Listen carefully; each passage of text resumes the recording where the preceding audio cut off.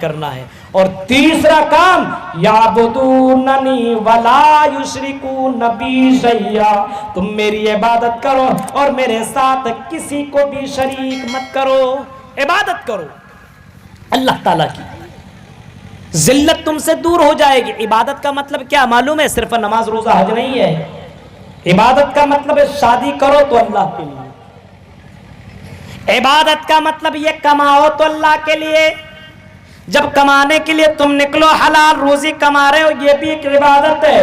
جب شادی کر رہے ہو اور شادی کا مطلب یہ ہونا چاہیے کہ میں برائی سے بچ جاؤں، میں زنا سے بچ جاؤں، میری نظروں کی حفاظت ہونے لگے، آپ جب اس نیت سے اگر شادی کرو گے تو یہ بھی عبادت ہے۔ میرے پیارے ساتھیوں، آپ جلسے میں آئے ہوئے سننے کے لیے اور مقصد یہ ہو کہ قرآن کی آیتوں کو سنو، نبی کے فرمان کو سنو، اس نیت کے ساتھ اگر آپ آئے ہو تو یہ بھی عبادت ہے۔ لیکن اگر آپ کا مقصد انجوائے کرنا ہے، آپ کا مقصد پروگرام میں آ کر کے موج مستی کرنا ہے تو عبادت نہیں ہے، بلکہ اللہ کے ساتھ چیلنج ہے، اللہ کے ساتھ چیلنج ہے کہ اللہ تو اپنا عذاب میرے اوپر نازل کر کے دیکھا۔ میرے پیارے ساتھی، عبادت کا مطلب یہ ان صلاتی و نسکی، نماز بھی عبادت، روزہ بھی عبادت، وہ محیا زندگی گزارنا اللہ کے لیے یہ بھی عبادت، مرنا اللہ کے لیے، مرنا اللہ کے لیے تعہد کرنا، اللہ کے لیے کوشش کرنا یہ بھی عبادت ہے، اللہ تلاوت کرنا یہ بھی عبادت ہے، اپنے نظروں کی حفاظت کرنا یہ بھی عبادت ہے، جا کر کے کما کر کے لانا اور اپنے بیوی کے منہ میں لقمہ ڈالنا یہ بھی عبادت ہے۔ میرے پیارے ساتھیوں، اپنے بچوں کو تربیت کرنا، پڑھانا لکھانا، اپنے بچوں کو حلال رزق کما کر کے دینا، اپنے بچوں کو پردے میں رکھنا یہ بھی عبادت کہلاتا ہے۔ امام کائنات سے فرمایا گیا اے نبی اعلان کر دو ان صلاتی و نسکی و محیایا و مماتی للہ رب العالمین، صرف اللہ ہی کے لیے یہ کام کیا کرو، نماز اللہ کے لیے، روزہ اللہ کے لیے، عبادت کے اندر کسی کو شریک نہیں۔ عبادت اس طریقے سے کی جائے۔ عبادت ہم اور آپ کب کیسے کرتے ہیں؟ جب مصیبت آتی تب عبادت کرتے ہیں، جب مصیبت ختم تو عبادت بھی نہیں۔ مصیبت کے وقت صرف عبادت نہیں، وَإِذَا أَنْعَمْنَا عَلَى الْإِنسَانِ أَعْرَضَ عَنْهُ، فرمایا جب انسانوں کے اندر جب ہم نعمتیں دے دیتے ہیں تو انسان بھول جاتا ہے۔ وَإِذَا مَسَّهُ الشَّرُّ فَذُو دُعَاءٍ عَرِيضٍ، فرمایا جب انسان کو جب مصیبتیں آتی تو لمبی لمبی دعائیں کرنے لگتا ہے۔ یہ عبادت نہیں ہے، یہ تو مطلب پرستی ہے، مفاد پرست ہم اور آپ بن گئے۔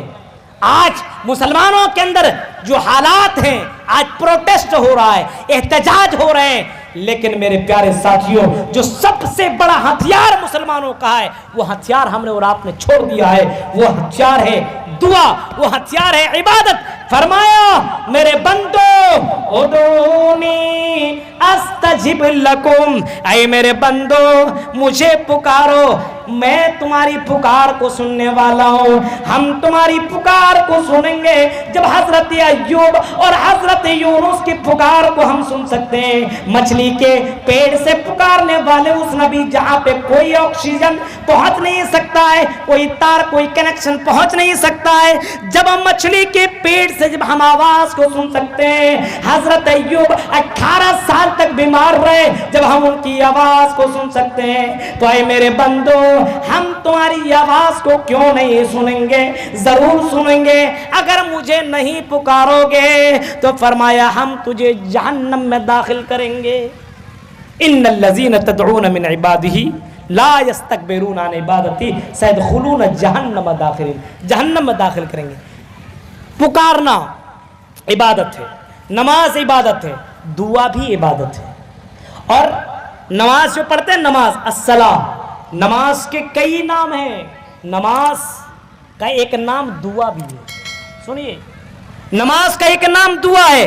جب بندہ نماز پڑھتا گویا اللہ تعالیٰ سے دعا کر رہا ہے، الحمدللہ رب العالمین یہ بھی دعا ہے، الرحمن الرحیم یہ بھی دعا ہے، پورا کا پورا سورہ فاتحہ دعا ہے۔ جب بندہ رکوع میں جاتا تب بھی دعا مانگ رہا ہے، جب بندہ سجدے میں جاتا تب بھی دعا مانگ رہا ہے، جب بندہ تشہد میں بیٹھا تب بھی دعائیں مانگ رہا ہے۔ اسی وجہ سے نماز کا ایک نام دعا بھی رکھا گیا ہے۔ میرے پیارے ساتھیوں، فرمایا مجھے پکارو یہ نماز بھی ایک پکار ہے، نماز بھی ایک دعا ہے، اور الدعا و مخ العبادہ، دعا عبادتوں میں سب سے افضل عبادت ہے، الدعا و افضل العبادہ، سب سے بڑی عبادت اور سب سے افضل عبادت یہ دعا ہے۔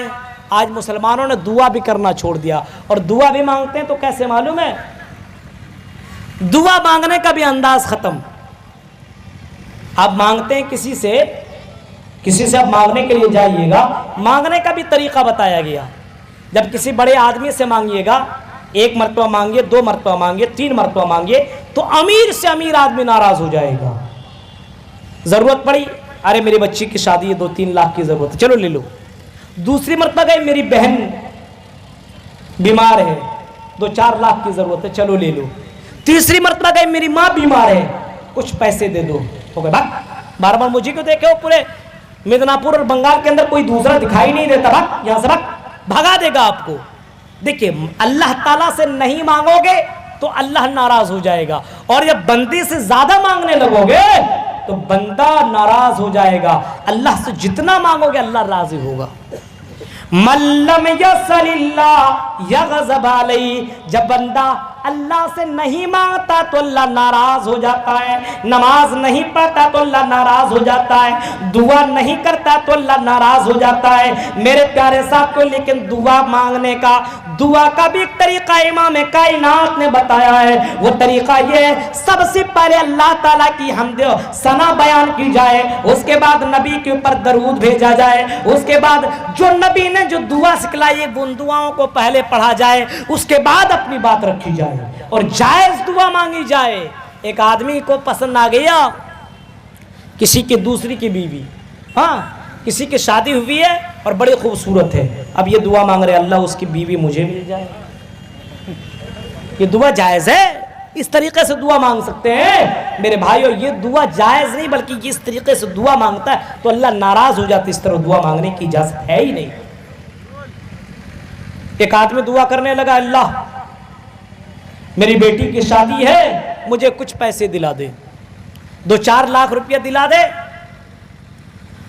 کچھ مہینہ تک مانگتا رہا، جب نہیں ملا تو کہا اللہ میرے اوپر اگر بھروسہ نہیں تو آدھا کاٹ لے، آدھا ہی دلا دے۔ یہ کوئی مانگنے کا طریقہ ہے؟ میرے پیارے ساتھیوں، فرمائے یعبدوننی، میری عبادت کرو اور میرے ساتھ کسی کو شریک مت کرو، کسی کو بھی شریک مت کرو۔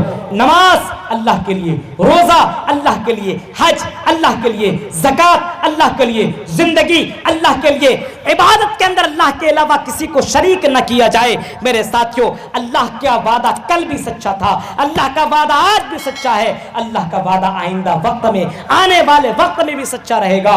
لیکن شرط یہ ہے کہ اللہ نے جو باتیں بتلائی ہے، قرآن کی آیت کے حوالے سے میں بات کروں گا، 3 باتیں بتائی گئی، مومن بنو، نیک عمل کرو، اور تیسرا کام صرف اللہ کی عبادت کرو، اللہ کے ساتھ کسی کو شریک مت کرو۔ بیمار ہو جاؤ تو تعویذ گنڈا یہ کچھ لگا کر کے کہ چلو یہ ہمیں بچا لیں گے، فلاں بابا بچا لیں گے، نہیں، صرف اللہ تبارک و تعالیٰ اس بیماری کو دور کرنے والا ہے۔ ان اللہ، فرمایا وَإِن يَمْسَسْكَ اللَّهُ بِضُرٍّ فَلَا كَاشِفَ لَهُ إِلَّا هُوَ، اگر اللہ کسی کو بیمار کر دے، دنیا کی ساری طاقتیں مل جائے، اس بیماری کو دور نہیں کر سکتی ہے، یہاں تک کہ اللہ تعالیٰ کسی کو ذریعہ جب تک نہیں بناتا ہے، فلاں ڈاکٹر کے اندر اللہ تعالیٰ شفا دے دیتا ہے کہ فلاں ڈاکٹر کے ذریعے سے وہ ٹھیک ہو جائے گا، تو ایک ذریعہ ہے، لیکن اس کا یہ مطلب نہیں ہے کہ ہم اللہ کے ساتھ کسی کو شریک سمجھیں۔ میرے پیارے ساتھیوں، یہ چند باتیں تھیں جو مسلمان ذلیل ہیں اس کے اسباب و علاج کے تعلق سے میں نے آپ کے سامنے چند باتیں رکھی ہے۔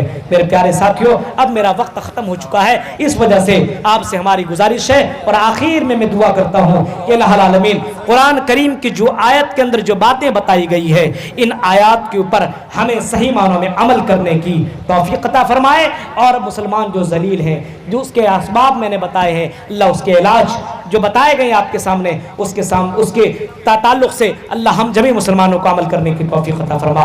اللہ ہندوستان کے اندر امن و امان قائم کر دے، اللہ جو مسلمان پریشان ہیں اللہ ان کے پریشانیوں کو اللہ دور عطا فرما، آمین۔ وآخر دعوانا ان الحمدللہ رب العالمین، والسلام علیکم ورحمۃ اللہ وبرکاتہ۔ 9:45 بجے